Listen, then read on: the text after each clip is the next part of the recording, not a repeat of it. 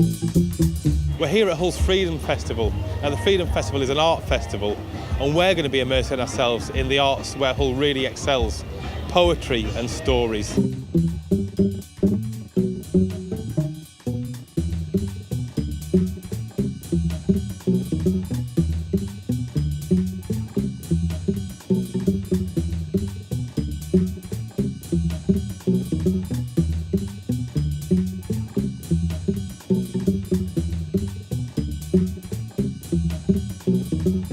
I'm Lydia, and this is a poem called Let's Go Out Tonight. We'll try on clothes till we look hipster, and put the selfies onto Insta. We'll drink our weight in Tesco vodka. Let's go out tonight. We'll fork out a tenner for a taxi, then go back home to get your ID. I'm Claire, and this is a train of thought, if you will, about sort of reflecting and just taking a pause in your life. Today, I decided to take a walk. The emerald hills of this island, only briefly and occasionally interrupted by passing cars. The long grass around my ankles, just gently encouraging me to walk further. Zoe Walker, and this piece is called Snowdrops in Queen's Gardens. There's snowdrops in Queen's Gardens, under the blue bench, next to empty fag packets and discarded biscuit wrappers. Looking at the ponds with the plastic bottle ducks, I see it all out of the corner of my eye. His hand touches my back.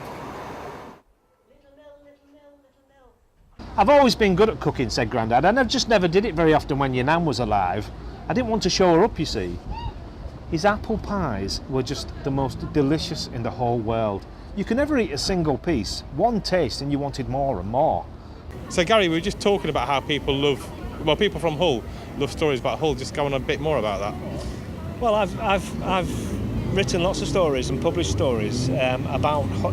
I grew up in East Hull, many of them based in East Hull, and there's been a very positive and strong reaction from people who can identify with the places and sometimes the people. For years, I believed my granddad Burnett was born on the 32nd of May, which he said it only came around every 20 odd years.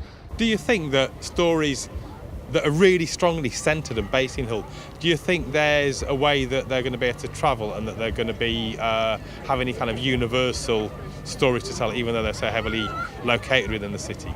Yes, I do. I've done a lot of work overseas, including in Ghana, Nigeria, the States, Germany, where I've used the stories as a resource. I've very strong links with the town of Monroeville, where To Kill a Mockingbird was written. And my book was for sale in the museum in Monroeville because they said it reminded them of Truman Capote's stories, which is very flattering to be compared. But they're very sort of simple, but with a bit of depth, thoughtful, and with these characters who are easy to identify with. When he came back to Earth, he brought it round to our house in Mersey Street. I said, "Oh, that's impossible, I don't believe that." "Why?" he said. "I always write my name and address in my caps, just in case." Was that a story or a poem from Gary? A story about East Hull, Mersey Street, and it was brilliant. He had a good sense of humour with it. Wasn't too long, relaxing, it made it put a smile on our face. Brilliant. So do you normally have stories told? Do you like reading stories? Do you go and see poems? If we go to any events and there's a storyteller there, we do like to sit and listen because you can't help but join in. It's absolutely brilliant. Long time ago, this was all marshes around here. There were no rivers or anything, it was just marshes. And all that lived here was just little animals and tweety birds and hardly any humans. Fig rolls will be the death of me. Can have just one with my cup of tea. I'm like a monkey up a tree. A fig rolls will be the death of me.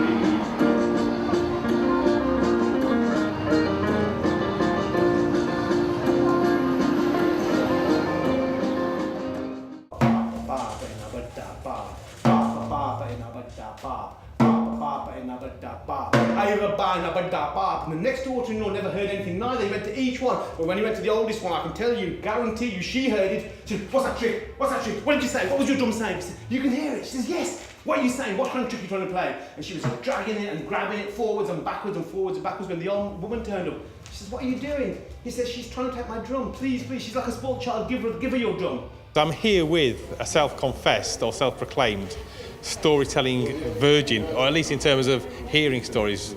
Here on the barge, what's it been like? Yeah, I think the last time somebody told me a story was probably when I was a child, but absolutely spellbinding. I mean, just to get completely sucked into another world and be able to just feel and experience it. I was taken aback by just how poignant, how exciting, how funny, just how very entertaining it was. Superb. What's it like hearing a story that's been told live and with a live audience sharing it with you? It's so much different. I mean, I've told stories to my children by reading a book, but when you have somebody who is unscripted, who's very well versed at communicating in that way, and it's a communal experience, it does make it very, very special. And I was genuinely surprised about just quite how magical it was. It was magical. I think that's probably a good word. This was your first time. Is it going to be your last? Oh, I doubt it. I mean, I think we're all, sorry, I shouldn't say all, but I mean, I'm very lazy when it comes to these sort of experiences. You think, nah, it's not for me, that kind of thing. And then somebody says, no, come along.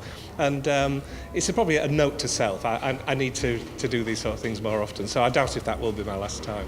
I enjoyed it so much. And by the middle of 1940, they had enough money to buy some furniture. Of course, the prices were going up because of the war shortages, but they did manage to get a dining room table and one of those new utility, no-nonsense bedroom suites. It's hard to resist a sofa, especially when there's poetry available. I'm going to get poetried up. Do you do requests? I do requests, yes. The two-word request I try not to do, but nobody's asked me to do that yet. So, yes, I do requests. I say, would you like a tale from the underground? Would you like a tale of famous people from Hull?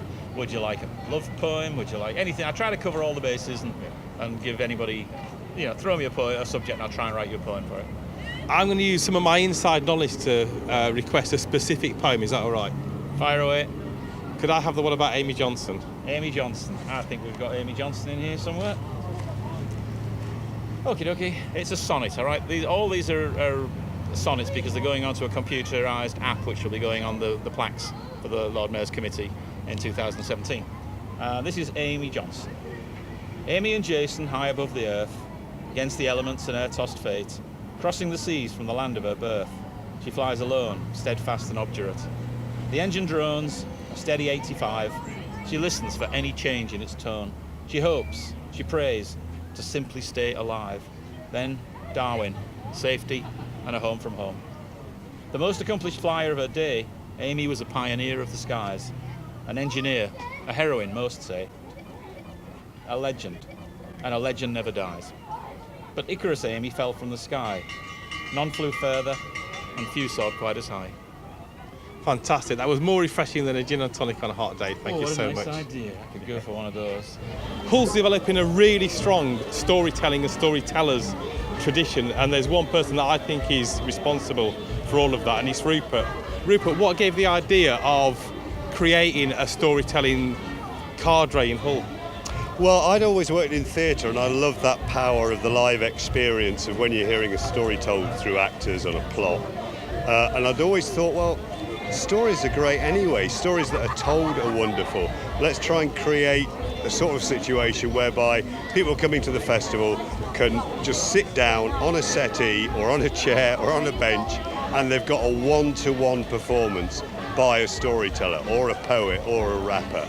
You don't know me, you don't know nothing about me.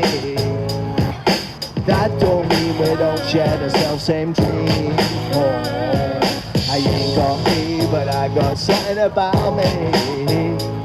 It's quite brave to decide that what you're going to do is get people to sit down on a chair or a sofa, engage the public and say, we're going to tell you a story. Some people would say that's a crazy thing to do in Hull, but how's it been going?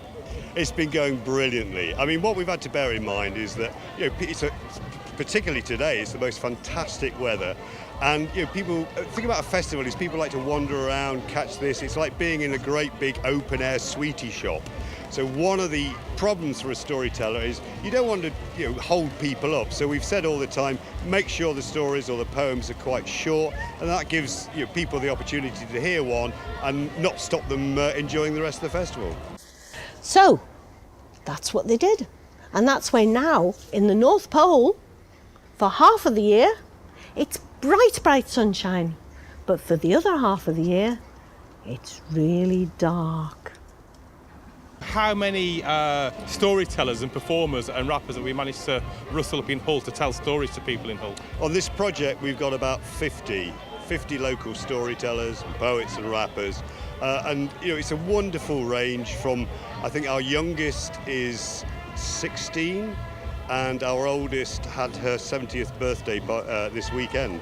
So that's a massive age range, 60 to 70, and they've all got their own ways of performing in the form that they want to do it in and the story that they want to tell. And a lot of this is original material. Very rarely have people taken a story or a poem that already exists. They've often created their own work. So we're developing original work and we're developing the performing talent of local people. The needs of the few outweigh the needs of the many. Backs break, pockets fill, swarms of migrants seen as rivals. Let them eat cake, said the snakes. To be indifferent will never make a difference. Morally castrated puppets always riches covet. Devil spawn of mammon, to greed they all concede. Centuries of pain, the first world's immeasurable gain. Hull has always had a really strong literary tradition, much stronger than Leeds or Manchester. And if we needed proof, look at this. This is a storytelling barge. Half the performances have been filled to capacity. We've had a strong literary tradition, and thanks to Freedom to Tell Tales, we know it's one that's going to continue into the future.